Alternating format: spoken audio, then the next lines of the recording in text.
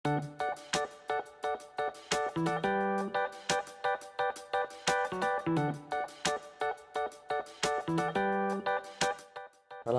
warahmatullahi wabarakatuh. Baiklah, di sini saya akan menjelaskan materi manajemen pendidikan mengenai konsep manajemen pendidikan tinggi. Ini adalah materi bab ke-6 dari manajemen pendidikan. Yang pertama yaitu kita akan membahas mengenai konsep dasar pendidikan tinggi dan perguruan tinggi. Mengacu pada Peraturan Pemerintah Republik Indonesia Nomor 60 Tahun 1999 tentang pendidikan tinggi, adapun tujuan pendidikan tinggi adalah ada dua. Yang pertama, menyiapkan peserta didik menjadi anggota masyarakat yang memiliki kemampuan akademik dan atau profesional yang dapat menerapkan, mengembangkan dan atau memperkaya hasanah ilmu pengetahuan, teknologi dan kesenian. Dan yang kedua, mengembangkan dan memperluaskan ilmu pengetahuan, teknologi dan atau kesenian serta mengupayakan penggunaannya untuk meningkatkan taraf kehidupan masyarakat dan memperkaya kebudayaan nasional. Adapun konsep-konsep perguruan tinggi ada 5, ada akademi, politeknik, sekolah tinggi, institut dan universitas. Akademi menyelenggarakan program pendidikan profesional pada satu cabang atau sebagian cabang ilmu pengetahuan, teknologi atau kesenian tertentu. Sedangkan politeknik menyelenggarakan program pendidikan profesional pada beberapa bidang pengetahuan khusus atau perguruan tinggi yang menyelenggarakan pendidikan vokasi. Dan sekolah tinggi menyelenggarakan program pendidikan akademik dan atau profesional dalam lingkup satu disiplin ilmu tertentu.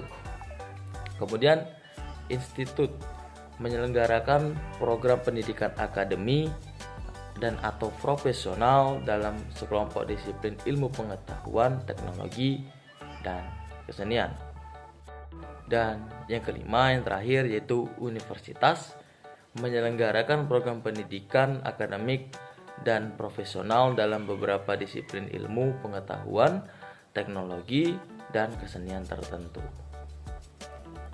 Selanjutnya, subbab yang kedua menyelenggarakan pendidikan tinggi. Pedoman pengelolaan perguruan tinggi terdiri atas dua, yaitu yuridis atau hukum dan perundang-undangan yang terdiri atas UU nomor 20 tahun 2003 tentang Sisdiknas, UU nomor 12 tahun 2012 tentang Dikti, PP nomor 4 tahun 2014 serta Permendikti. Yang kedua yaitu teori-teori dan ilmu pengetahuan berupa buku dan karya ilmiah atau jurnal hasil penelitian.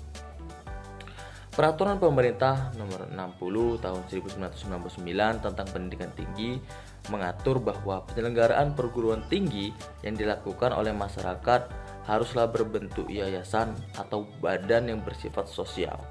Ketentuan tampaknya dimaksudkan untuk memberikan status badan hukum pada penyelenggaraan pendidikan tinggi. Kita akan lanjut subbab yang selanjutnya. Yang ketiga, manajemen perguruan tinggi.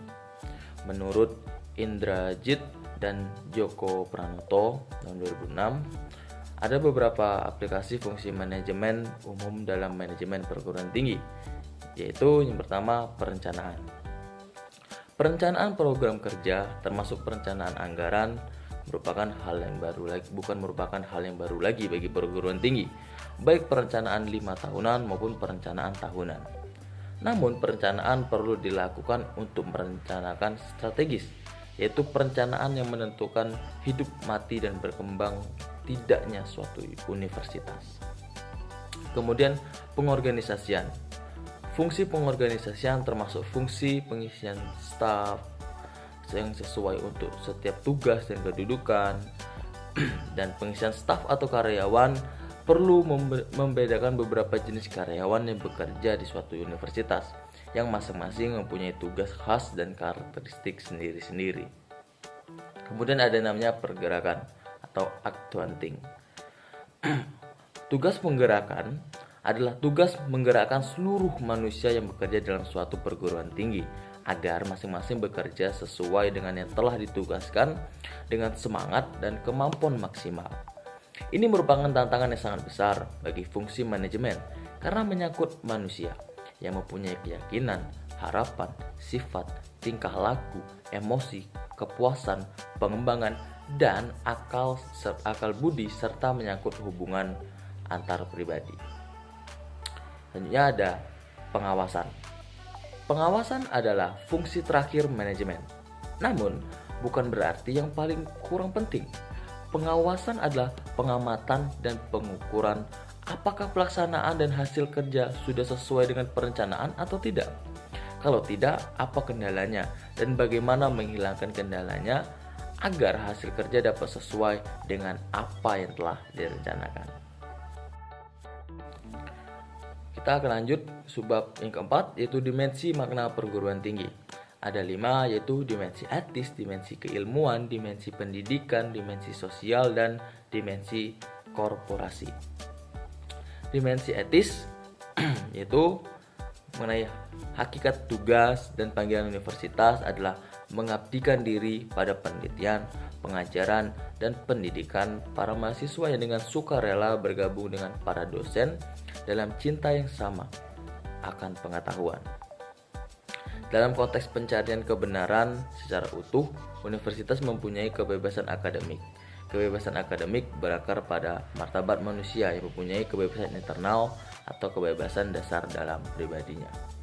Kemudian dimensi keilmuan. Tujuan utama pendidikan tinggi adalah mengembangkan dan menyebarkan ilmu pengetahuan, teknologi, dan kebudayaan dengan proses belajar mengajar, penelitian, dan pengabdian kepada masyarakat. Para mahasiswa juga dirangsang untuk berpikir secara kritis, sistematis, dan taat asas, serta mau dan mampu belajar seumur hidup. Kemudian ketiga ada dimensi pendidikan.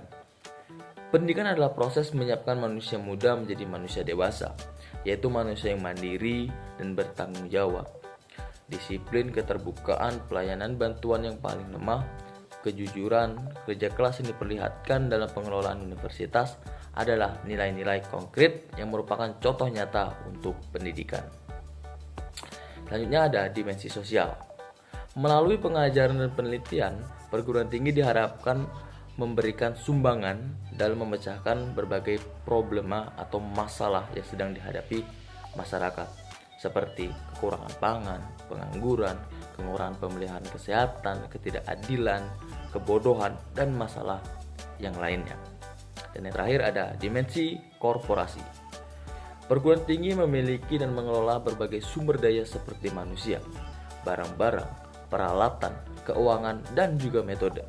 Perguruan tinggi mampu memperkenalkan produknya pada masyarakat agar dikenal dan dibeli. Selanjutnya kita masuk ke subbab yang kelima, perguruan tinggi dan tantangan globalisasi. Dalam konteks perguruan tinggi, globalisasi dapat berbentuk kebebasan masuk dan beroperasinya perguruan tinggi asing ke dalam negeri tanpa dapat dicegah atau dihindari. Secara formal, globalisasi memang belum menyentuh pendidikan tinggi dan perguruan tinggi, tetapi tampaknya tidak akan lama kekuatan dan gejalanya tidak akan terbendung lagi. Menurut Atkinson, globalisasi bagi perguruan tinggi pun merupakan kekuatan yang mengubah perguruan tinggi dari suatu institusi yang memonopoli ilmu pengetahuan menjadi suatu lembaga di antara sekian jenis organisasi yang menyediakan informasi, dan dari suatu institusi yang selalu dibatasi oleh waktu dan geografi menjadi suatu lembaga tanpa batasan. Di perguruan tinggi ada dampak yang perlu diantisipasi dan tantangan globalisasi yang perlu dihadapi, yaitu sebagai berikut. Yang pertama ada tantangan pada pengelolaan. Setiap negara harus membuka diri seluas-luasnya terhadap masuknya perguruan tinggi, dosen, peneliti, dan sebagaimananya tanpa hambatan sama sekali dalam bentuk apapun. Kemudian tantangan dalam proses belajar mengajar. Globalisasi hanya mengubah cara belajar mengajar dari bertatap muka dan melalui hubungan personal antara dosen dan mahasiswa menjadi hubungan maya dan non-personal melalui internet dan video jarak jauh. Contohnya dalam menggunakan video Zoom atau menggunakan Google Meet yang sekarang sering kita lakukan. Kemudian yang terakhir, ketiga, yaitu tantangan pada pendidikan nilai.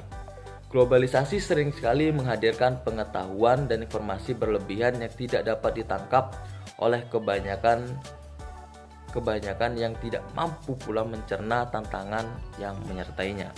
Sehingga hidup dalam alam globalisasi merupakan resiko dan mengubah identitas seseorang, tempat tinggal, dan kehidupan masa depan.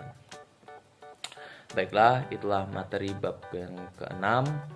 Saya ucapkan terima kasih, semoga kalian memahaminya dan semoga kalian bisa menerapkannya. Itulah yang dapat saya sampaikan. Ucapkan wassalamualaikum warahmatullahi wabarakatuh.